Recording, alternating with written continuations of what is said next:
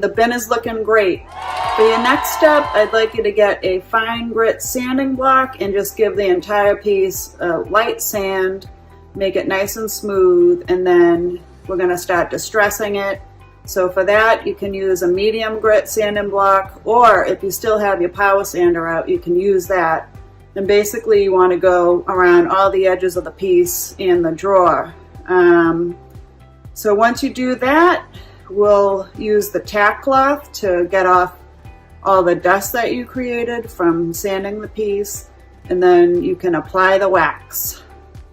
Okay, I've got my sanding block. I'm going to go over the entire surface to smooth it out, and then we'll go to distressing this piece.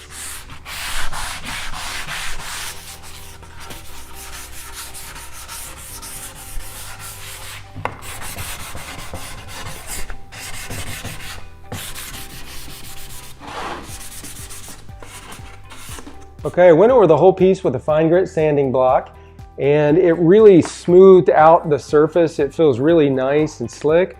At the same time, it also created the distressing. So I'm not sure that we need to go to a medium grit sanding block. I think the distressing that we have on here is pretty good. So we're going to go on and do what she said, and I'm going to wipe everything down with this tack cloth now. Okay, this tack cloth works really great. One of the things that I was going to mention earlier is after I got done sanding it, I also got my yard blower out and blew off excess dust, and that helps. So the tack cloth, as you can see, it's picking up a little bit of the dust, but it's doing sort of the final job. But the blower was a huge help as well. So to apply the wax, you can use either a foam pad or a lint-free cloth or an old sock, whatever you have hanging around.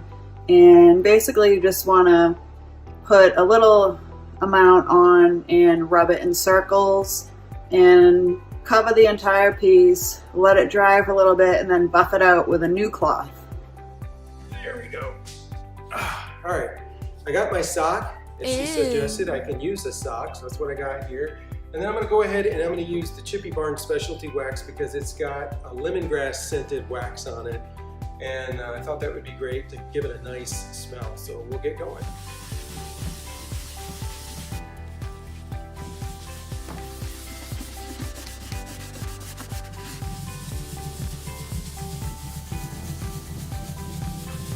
So we've got this thing buffed out. We followed her instructions, used a new clean sock in order to buff it out. Now we're ready to go. Of course, we did let it sit. So now we're ready to go for the hardware. Now, Coach K didn't give me instructions on the hardware, but hopefully I'm okay for not stepping ahead. But I do believe it's time to put the hardware on. So we're gonna put these really neat pieces on here, and then we'll finish this thing up. Figure out exactly where I wanna put this pull. And then I'm going to take my pencil and I'm going to put a little mark. And then what I'm going to do is I'm going to take my level, and my level is going to go back up where those marks were. And once I get the level,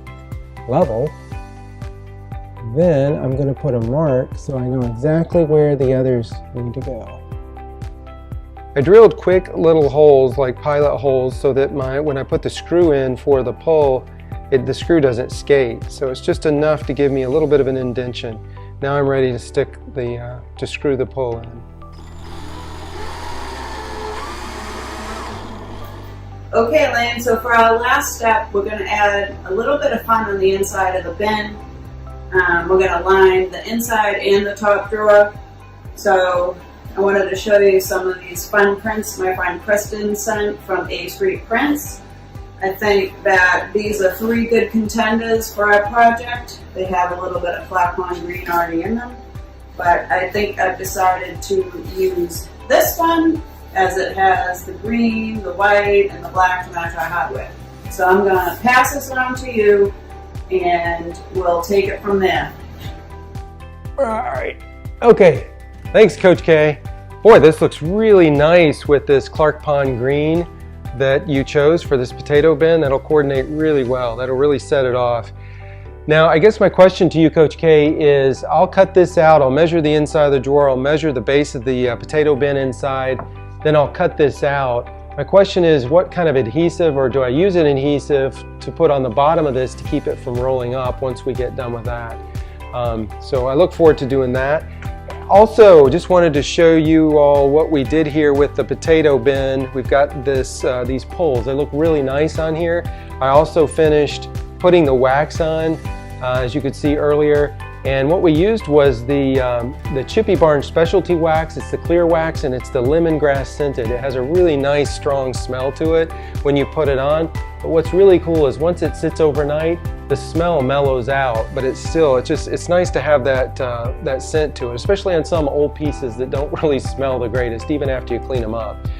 So basically what we're going to do is we've got one more phase. And I look forward to that because the next phase is going to feature a couple things. We'll feature the drawer covers, but also we're going to, I'm going to have Coach K teach me how to stage this piece. So that'll be a lot of fun. We're going to see what pieces or what accents or accent pieces we need to put with this to stage it and take some nice photographs. The other thing is in the final phase, which is this next phase, we're going to feature our giveaway winners. The grand prize winner will get this potato bin. We'll ship this to them, so we're excited about that. And then we have several Zebra paintbrush sets that we're giving away, and so we'll feature those as well. So stay tuned for that next final phase. Thanks a lot.